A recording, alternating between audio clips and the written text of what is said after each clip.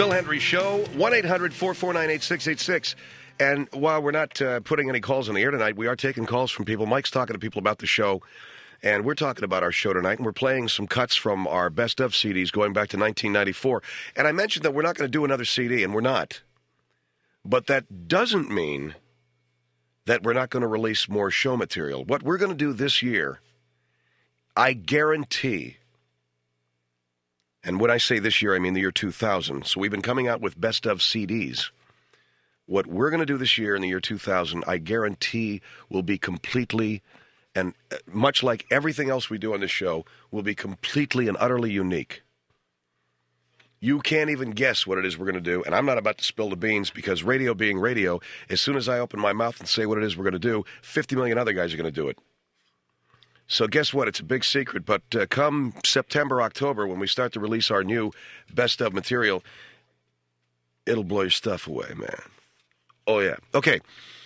Now we go back to our best of the Phil Hendrie Show 1995 CD. This is a character named sometimes Roland Selb and sometimes Roland Schwinn, depending upon our mood and what city. Back in 1995, he lived in Coconut Grove. No, he lived in Coral Gables, Florida, and he was, around Easter time, going to sponsor an Easter house where kids could come to the house and have an Easter egg hunt. And here is what transpired between himself and one of our callers. Here's a call from Miami. Hello? Hello? Yes. Oh, that's the same man. He's full of baloney. Does he go around naked, too, with his wife? Ask him. Roland? Does he, remember? He was on before, Phil. And you were talking about what? I wouldn't send my kids to go with their underwear. It looks ridiculous. What is he trying to prove? Nature my foot. Well, what I'm saying is that it is restrictive to the children. Weren't you on before with the same baloney? I do have I've been on Mr. Hendrie's show before, yes. But haven't you been on before and you said you go naked with your wife? I do, yes, we do. You hear what I see, Phil? He was on before. You're a nudist, right? Yeah. I am not a nudist in the strict sense of the word, no. I am not a nudist in the strict sense of the word. No, but he goes naked. He's not a nudist, but he goes naked like a jerk. What is wrong with going naked? What's so right about it? The kids would be embarrassed. The children would be free to... free my... They would be free to... Free my ass. They would be free to enjoy the world as nature intended them to enjoy. Oh, stop the baloney. Stop the baloney, you full of baloney. Well, what are you talking about, Roland? Are you naked with the children? That's what he said. If the children choose that, yes, we do remove our clothes. He's cracked. He's got a crack in his head. See, this woman, Phil, if I may point this out, this woman is symptomatic of what's wrong with America. Oh, systematic, my ass. You are, and your language, by the way, we don't use that language around the children. I can tell you that. A donkey. You're a donkey. You know that. What'd she say? You're a donkey. Well, you can call me names. But as the children like to say, sticks and stones can break my bones. Oh, stop the baloney. You're so full of baloney. You were on before. Why do you have him on again, Phil? He's ridiculous. Well, he's talking about an Easter hunt that he's got for the kids. Easter hunt my foot. An Easter egg hunt. I heard him before, and he's baloney. Little by little, he says nature. Yes, that is nature. And God, we were born naked, madam. And what happens to the children? The children enjoy nature. Oh, yeah, door. They don't have to look at your ugly body? Do they have to take their clothes off? They most certainly do not. They can wear their underwear and go Why through can't they come with clothes? Because it is not natural to wear clothing in the botanical surroundings. Oh, natural, my foot. To be wearing clothing in botanical surroundings is not healthy. Oh, stop it. Where do you come from? You know what this lady's problem is? Where do you come from? I happen to live in Coral Gables, and I'm a respected member of my community. I can tell you what your problem is. Your problem? You got a problem. I don't have a problem. Your problem is that if you were to take your clothes off, there might be death. Oh, stop the baloney. People might die. Why? You got children? What are you insulting this lady for? I'm not insulting her. She's insulting me. Do you have children? Yes, I do have children. Are they going to go naked? They most certainly will. See, still, I wouldn't allow it. I wouldn't even allow them on the station. Do you have grandchildren? Do you have grandchildren, ma'am? No. Well, then how do you know how children feel? I know. I had 3 small children. And I would never send them to your place to go with their underwear. To enjoy. First of all, the kids themselves would be embarrassed. How do you, not the children that we have at our festive Easter Yeah, what house? kind do you have? We have children who enjoy the festivity of Easter house. That's why there's so much abuse. Let me explain to you some of the games There's so much abuse because of a nut like you. That's true. Well, Hello? Hello? Let me explain some of the games that we play. You're a nut. We have Easter egg hunts, where we hide the eggs and the children look I know for all about it. Stop making excuses. We color the eggs. We roll the eggs. Stop making excuses. I'm not excuses. This is exactly. We eat chocolate bunnies, and we hide the eggs. Big deal. Do you hide the eggs in the shrubbery and stuff? Sometimes we hide them in the shrubbery. Sometimes we hide them on our bodies. Yeah. On your body, huh? And they pick it out from your body? Is there a problem with this, ma'am? What do you mean you hide it on your body? I don't hide it. You hear that baloney? Excuse me. I don't hide it on my body. The children hide the eggs on their bodies, and they explore. And you play with them, huh? And they explore what? They explore each other looking for the eggs. Oh, my God. The man is a maniac. What are you trying to pull here, Gray? I'm not trying to pull anything, and I resent the inferences of this woman. You're a sickie. I'm a sickie. They ought to lock you up. They should lock you up. This is what happens that's why kids are being abused. You get a maniac like this here, and some mothers are dumb enough to bring him just to get rid of them for the day, and bring him to a man that's a maniac like that. I would encourage all mothers to bring their children to Easter house. It's very healthy. You're a jackass. All right, well, listen, this was supposed to be an after-school special. A fine after-school special. After school, my foot. You better go back to school and learn how to teach kids how to read better. Read. I bet you we could use your body to hide a few Easter eggs. Go scratch yourself. Oh, come on. Go scratch yourself. You give me You're no damn good, and don't you dare. No children go there. The kids children should go there. Children should come down. No children. Don't let any children go there, Phil. Get them off the air. Right. If you don't like what I'm doing, why don't you volunteer as a chaperone? Why don't you go, Jack? Go scratch yourself. Why don't you volunteer as a chaperone? Why don't you scratch yourself? What does she mean, scratch myself? Yeah, go scratch yourself. Wake up. Go scratch yourself. Go scratch yourself. Wake up. Go scratch yourself. The war is over. Don't stop making abused children again. We have plenty of them here. Oh, I don't A bunch of maniacs. I hide Easter eggs on my body. There's like a bunch of maniacs like you. Oh, go pick an egg out of your hair. Cut him off the air. He's no damn good. I think we could use you to hide some eggs. So long. Happy Passover. Hey, don't you hang on. Hello. So there you go. That's from 1995, Easter House, Roland's Easter House, from the Best of Phil Hendrie Show 95 CD. I don't know if we can get a hold of any of these old 95 and 94 CDs. There may be some available. Excuse me. One of the reasons why we're doing this tonight is because I've got laryngitis. I got out of bed this morning feeling fantastic, but I had no throat, no voice, no nothing. And one of the reasons why I don't have a voice many times is because I do all the voices on this show, with the exception of the people who call in and talk to them. 1-800-449-8686. We're going to come back with one from our 94 CD, and then we'll have one from 98 from last year. The one we got coming up, anybody know the name Phil Rizzuto? Okay, Phil Rizzuto was a shortstop for the New York Yankees, and he went on to do commercials for the Money Store. And I haven't heard this cut in a long time, but I played the part of Phil Rizzuto, Scooter, and I'm interviewing him, and some guy calls and says, you can't be Phil Rizzuto, because I knew him when I lived in New Jersey, and they get into an interesting conversation. So anyway, that's coming up on the Phil Hendrie Show, 1-800-449-8686.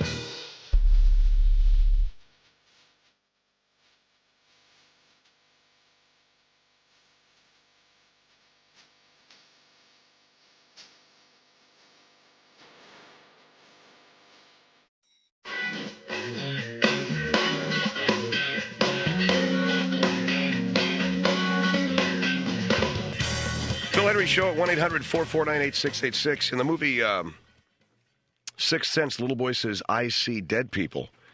And then Bruce Willis says to him, I see ass. And they have a great relationship after that. All right, now we're going to go to our 1994 CD. This is a bit where Phil Rizzuto, who had just been voted into the Hall of Fame, comes on my show to say that he doesn't deserve to be in the Hall of Fame, that as a lifetime 250 hitter, he stunk it out and was probably one of the worst shortstops the Yankees ever had. Let's listen. Here is Sandy on a car phone. Hello?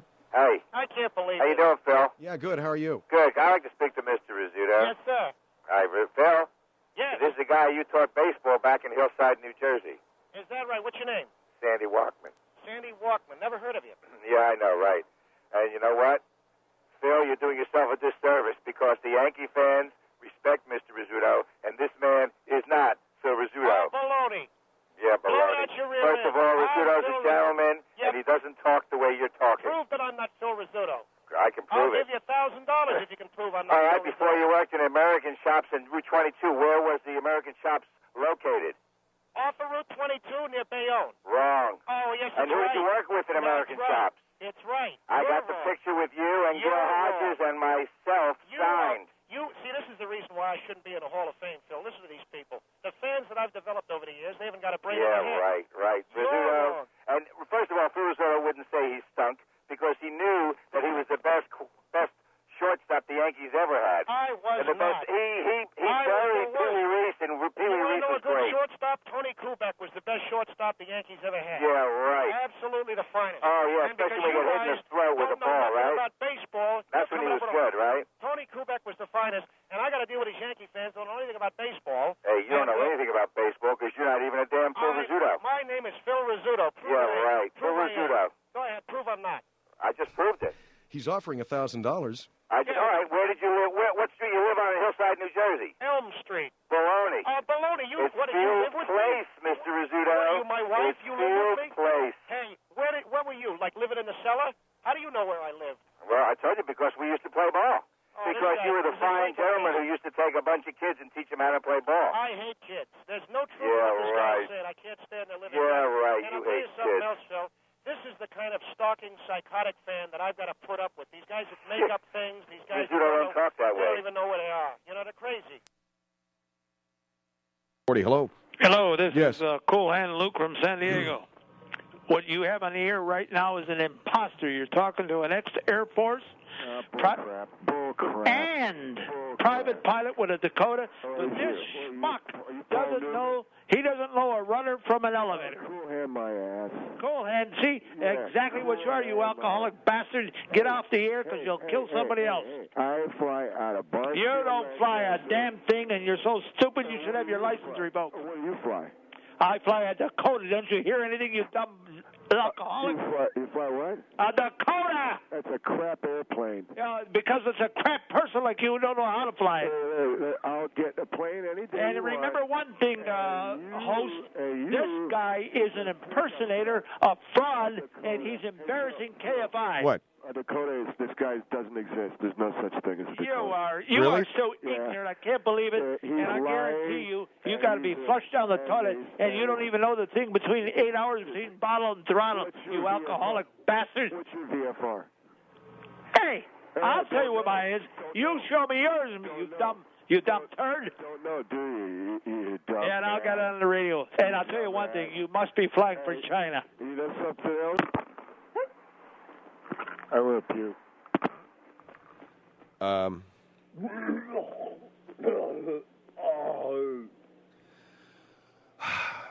Cerritos, hello. Hello? Yes. Listen, if you want to come to Cerritos to kill an old lady, I'll give you my address. And let me see you do it. Oh, you're tough, huh? Yes, right. Think you're really tough.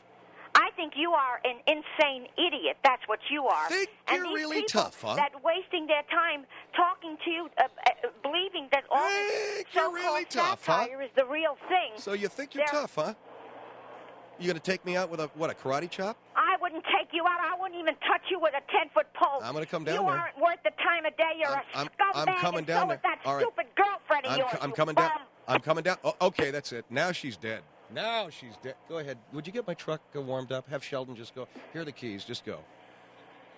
Oh, she didn't give me the address.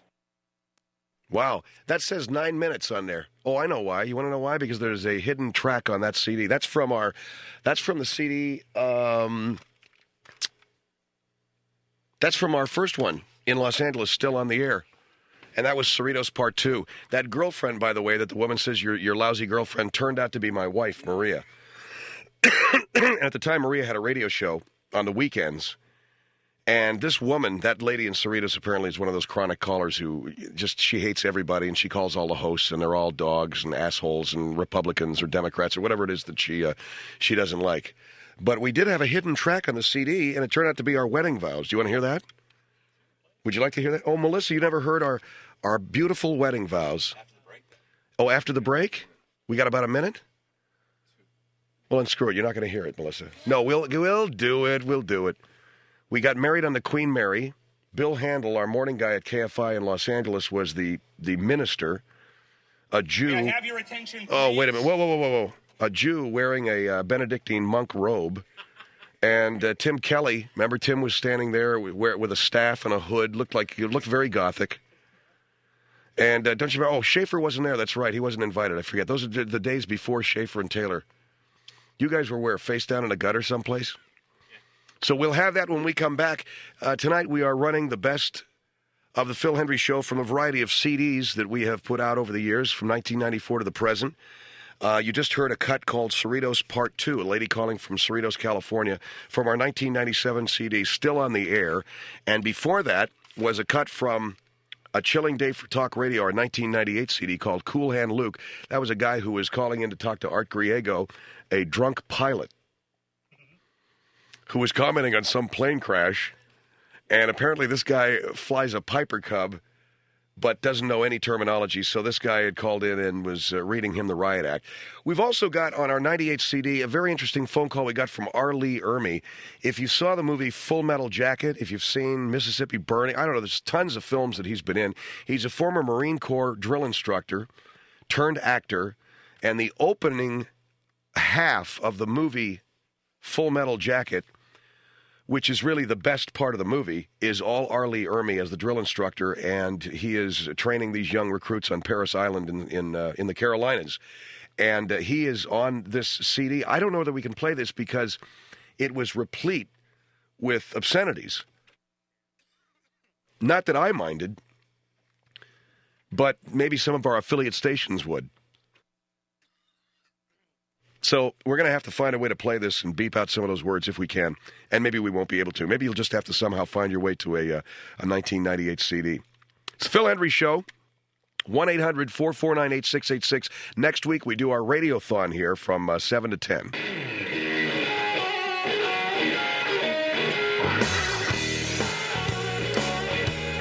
Phil Hendrie Show, 1-800-449-8686. People have called in requests.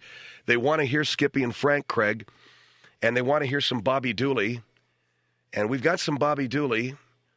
So I'm only going to play one cut from the 99 CD. Should it be Bobby Dooley or should it be the other one that we were talking about? We'll find out. Right now, we can play Cat Sax. Okay, I'll do that.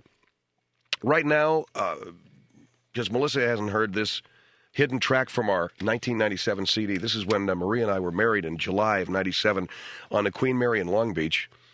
And Bill Handel, the morning guy at KFI Radio in Los Angeles, was the minister, and here's the way it sounded. I mean, and we were married for real like 2 hours before that in a private ceremony in the chapel at the Queen Mary. But we had a big public wedding for our listeners. We had about 800 listeners there, and we drank and we ate and we danced, and it was fun. I had to work the event. I remember how bitter and angry I was because I couldn't have anything to drink. I had to work because I had to go that night to do my show from the suite. Meanwhile, Maria's dancing. Everybody's having a great time. On my freaking wedding day, I couldn't even have so much as a beer. Well, do you think that stopped me? No. Anyway, here are the vows as conducted in front of our listeners. May I have your attention, please? May I have your attention, please? Quiet in the hall. First of all, I would like to thank my able assistant who came with me. Yeah. The Right Reverend Assistant, Mr. Dick Cabeza. Yeah, Dick Cabeza.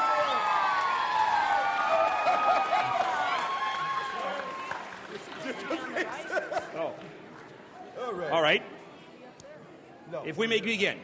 She's already telling me where we're supposed to be. All right. Dearly beloved, we are gathered here in the eyes of God and about 640 people with absolutely no life who were willing to pay to see these two, and in the case of one, a borderline schizophrenic talk show host, enter in Handel matrimony. Marriage is a holy institution, is not to be entered into lightly, unless, of course, a huge radio promotion can be gotten out of it. The Greeks have a saying, Telopolis Mishos Behendos, which roughly translates to, my doesn't Mishos look good when he bends over. But I digress. Phil Hendrie and Maria Sanchez stand before you today ready to enter into that most holy of sacraments, marriage. And when one looks at the confluence of events that brought these two people together, it is obvious that in the eyes of the gods, they must have truly wanted them to be together. They both work at the same place, the great KFI AM 640, more stimulating talk radio, and it is there they met. The marriage of two people is truly a happy event. Two souls coming together as one, joined as a family in front of a 50,000-watt microphone. Which reminds me of a story of a traveling salesman and a farmer's daughter. It seems that the daughter was fond of putting a small... No, I digress. Another day. A strong marriage is dependent on many factors. For instance, in my marriage, a strong appetite, a tolerance for getting spat upon when spoken to, a willingness to hire an illegal nanny is an absolute necessity. We just did that. Beyond the love and respect you share for one another, there must be a strong sense of commitment and loyalty that bonds you, and above all, a true friendship and willingness to communicate with one another, like saying, honey, it's okay, it happens to all men once in a while. And yes, dear, it's quite all right if your mother wants to stay with us for a couple of months. A genuine liking for each other, the willingness to accept and understand each other's strengths and weaknesses is the foundation for a successful marriage. And now, the prayer. Let us now bow our heads and thank the big KFI in the sky, almighty 50,000-watted one. Thank you for the Queen Mary and all her majesty at the south end of the 710 freeway. Thank you for the Whole Foods market where you will find delicious meat and chicken that's been raised without hormones. Mighty One, thank you for Conroy's and Conroy's 1-800-Flowers. Nature makes them beautiful. Conroy's makes them last, guaranteed. A wedding is a thirsty affair, so we are thankful that you have made Hanson's real fruit beverages plentiful. All right, yeah. As I stand before Phil in his fashionable tux, compliments of Friar Tux, Southern California's former wear specialist, and the lovely Maria in her gorgeous wedding gown, compliments of One Night Affair, the place where you can rent designer gowns, please by appointment only. I can think of only true love. Another thing I truly love is the fact that we will soon be jamming to KFI's favorite party band, Rockola. All right.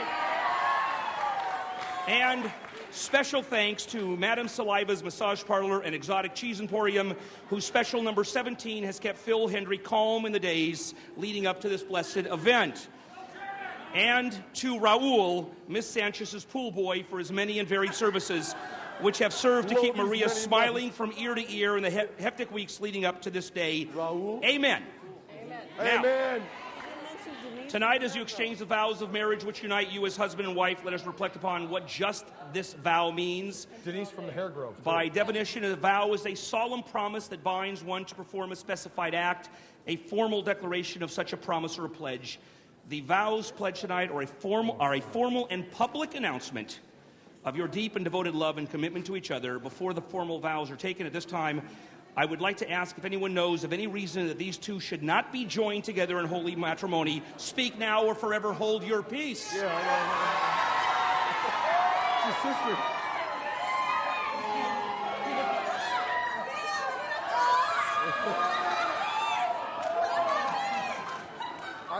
Can we have a few... really? Can we have security?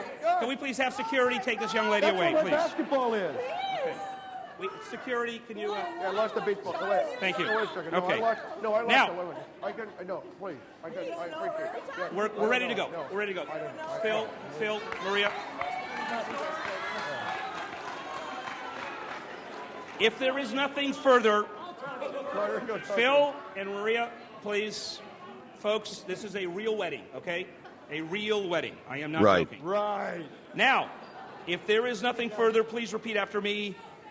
To Phil, I, Philip Stephen Hendrie, I, Philip Stephen Hendrie. Promise to you, Maria Viola Sanchez. Promise to you, Maria Viola Sanchez. To share with you all of my love and my life in good times and in bad. To share with you all of my love and my life in good times and in bad. To respect and to cherish you as my wife from this day forward. To respect and cherish you as my wife from this day forward. Nothing shall become more important than our love for each other.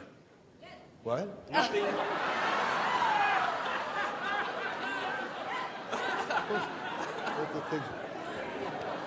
Nothing shall become more important than our love for each other. Thank you. Baby. If you insist. Say it with Okay, me. Maria. You I'm cut Maria. the sentences in half. Maria Viola Sanchez. I, Maria Viola Sanchez.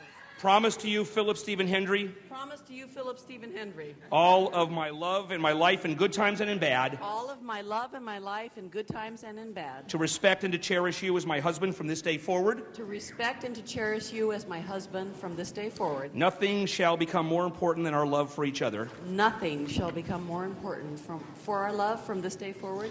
The wedding ring. I didn't hear it. I don't know. The wedding ring is an unbroken circle which symbolizes unending and everlasting love. May your life be blessed with everlasting happiness.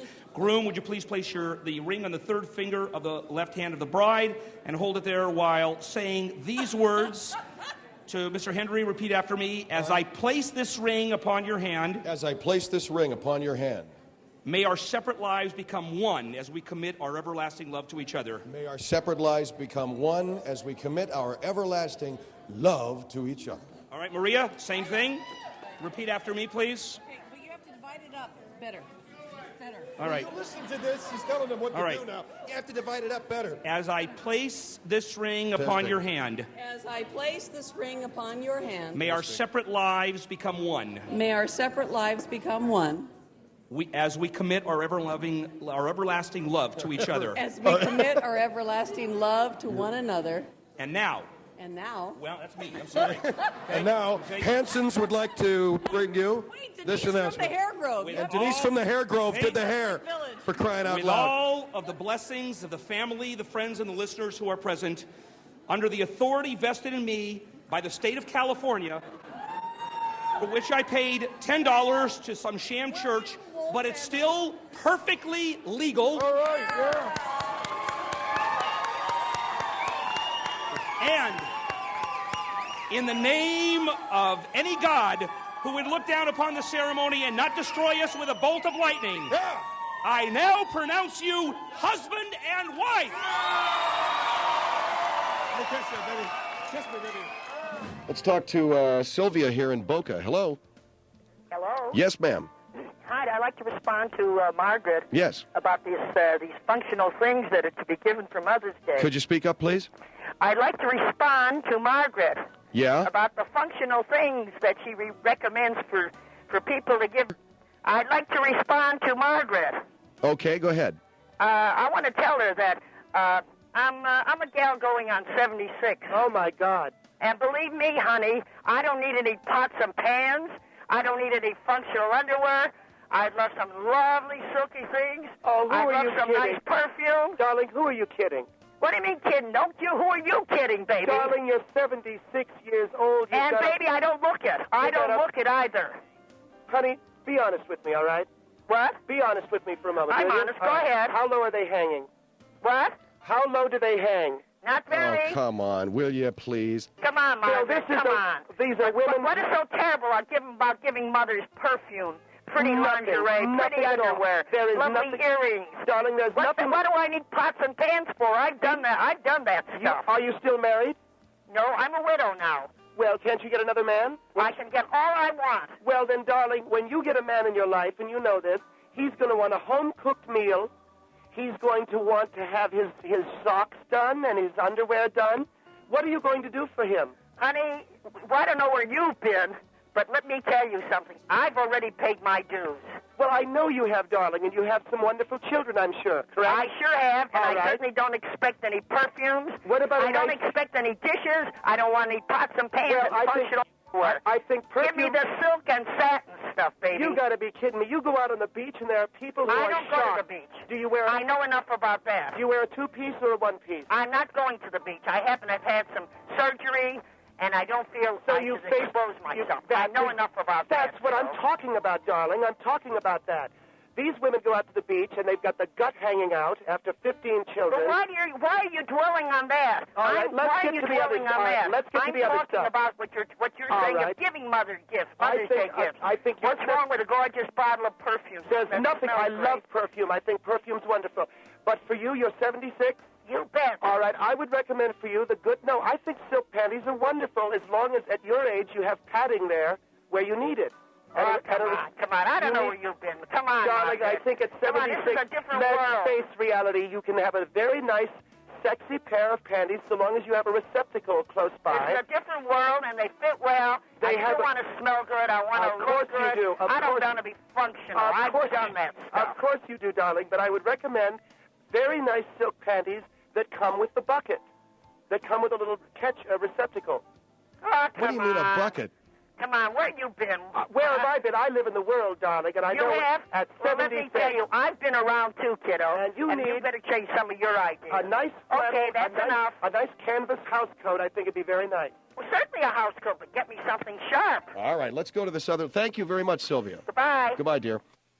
Okay, there's Margaret and Mother's Day gifts from our 1995 Best of the Phil Hendrie Show CD. So we're going to come back with some more stuff because I got laryngitis tonight, and this is a pretty good time. We do it a couple of times a year to give you an idea as to how we do our show, why we do the show that we do, and take a little bit of credit for a show that otherwise people think, boy, those are some pretty funny actors that Phil Hendrie hires. Fact is, I do all of the voices on this show as well as host the program, and we don't set up any calls. The people you hear calling in are for real. And I think that's the thing that frustrates and angers a lot of the people who would just as soon see the show go off the air, because it does take a certain amount of talent. Thank you very much. Now this on the Phil Hendrie Show.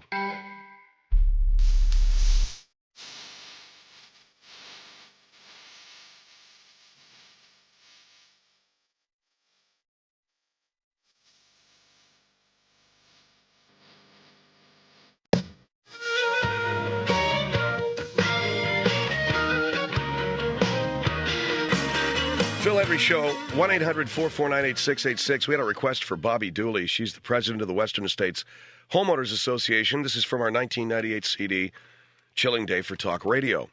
And this is Bobby talking about her husband, Steve, having to shoot cats that come into their yard because late at night, these stray cats that are coming into their yard are having sex, and it's not good for their kids to hear or see. Bobby Dooley from the Western States Homeowners Association talking about the cat problem in their neighborhood and the cats having sex in the yard. And the question that we're asking right now is whether this sex between the cats is consensual or not, pleasurable. That a lot of people maintaining there's no such thing in the cat world. If you're a mother, Phil, and you care about your children, I think you have to take everything into consideration. Well, anyway, her husband's been shooting these animals, and it's gotten a lot of people upset because some of these cats are pets. And these cats also, Phil, I think, set a poor example for my daughter. The behavior is very slut-like. It's just something that I don't want her to see at this stage of her life. Hollywood on KFI AM 640. Hello. Hi. Yes. I just wanted to make a comment quickly. Like everyone else has been saying, cats do not have consensual sex. The female cat excretes a scent when they're in heat, and the male is attracted to that. It's that simple. It's all part of animal behavior. It's instinctual for them. If you're saying that cats do not have consensual sex, then there must be some equivalent of rape or date. It's instinctual for them. The other. What do you mean? You're attaching a human behavior to an animal. Well, but the date rape that we were talking about. Date rape is something that happens between human beings. Yeah, date rape is not the term. If you're saying rape, cats can't rape each other. But rape implies that it was non-consensual sex. Do you know about what everyone is? Can I have you listen to something, please? I've heard it. I've heard the tape already. I've been listening to the.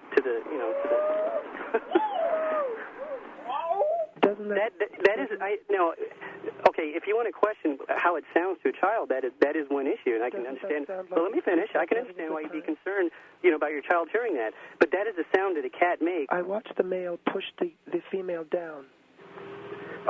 All of his weight on her back.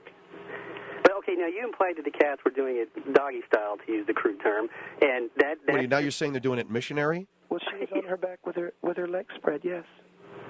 Cats don't have sex that way. I mean... Well, how do you know? Well, I can't imagine how a cat can have sex... Right. The cats do have sex doggy style, like you said. It's Mr. that Hendrie, simple. But Mr. Hendrie, all I know is that her legs were wrapped around him. Well, I did see two cats, and one of them was engaging in oral pleasure with the other. And we cannot have that. I don't know why the gentleman's laughing. Just listen. Well, ma'am, cats do not have oral sex.